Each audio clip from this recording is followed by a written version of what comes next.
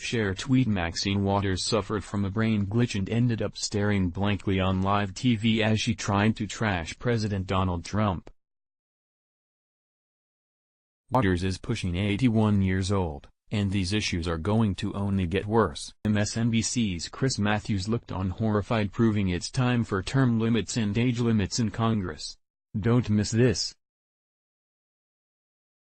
President Trump has Maxine Waters spitting mad. If she could just get the words out. The 80-year-old California congresswoman was on MSNBC last week when she suffered a wicked brain freeze just 3 seconds into her first response. However, her brain glitch was a little different than what we have seen with the 78-year-old Pelosi. Waters just stared into space looking lost. "Let me just say that this president is more than arrogant," Waters began before pausing awkwardly. This president," she said before freezing again, "this president, has defied everybody and everything." She went on to demand Trump's impeachment and asked Matthews to hold a televised town hall meeting on the subject. He laughed and said, "Okay. It's not the first time she's glitched on cable news." Waters was speaking to MSNBC's Katie Tur in 2017 when she had a verbal malfunction. Waters was once again slamming President Trump and spinning her Russia conspiracy theories when she questioned the patriotism of Trump supporters. "I just don't understand why they don't call it like it is and recognize that evidence is pouring in and it's growing, or what is what is wrong with them? I just don't quite understand," she struggled to say. Earlier that year, the 78-year-old congresswoman suffered a brain freeze during another interview. Speaking with Yahoo News, Waters was talking about China's role in containing North Korea and momentarily appeared confused about what she was discussing. "Those in China have a great trading relationship. They sell an awful lot of stuff to North Korea," she said.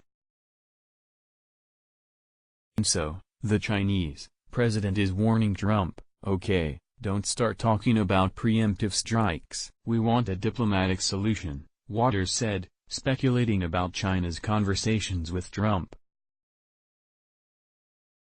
The 78-year-old continued, "We do not want war in, North Korea, Korea at all." Struggling to complete her thought, Maxine Waters has made a name for herself over the outlandish outbursts like the one she had while chairing the House Finance Committee 3 weeks ago. This is another example of Waters' inability to perform her basic duties. She didn't know it was the government who had taken over student loans back in 2009 under Barack Obama.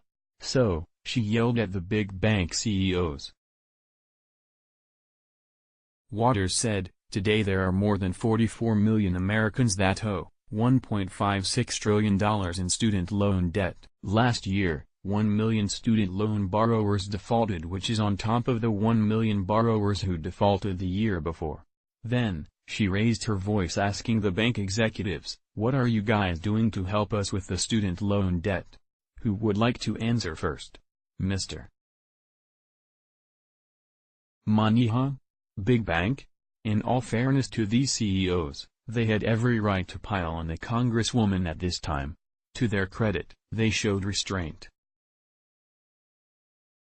"You'll know why when you hear their answers." "Stopped making student loans in 2007 or so," Mr. Moynihan responded. With sarcasm in her voice, Waters said, "So you don't do it anymore?" She then immediately moved on to the next banker. "Come hell or high water, Andy Maxine would get her man and bring him to justice," he replied. "We exited student lending in 2009. Waters moved on, Mr. Dimon?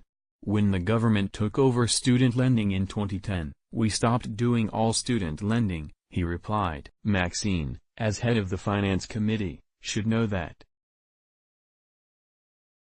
In the very least, Wacky Waters was being indignant toward the CEOs over student loan debt, but in essence, it was her own party who is responsible. These are recent examples of why Maxine Waters should step down. While we know she would never do that, maybe she needs to be shamed into not seeking re-election. It's time for those around Waters to do the right thing. Make sure this elderly woman who has no business pretending to run this country goes home for good. Share tweet.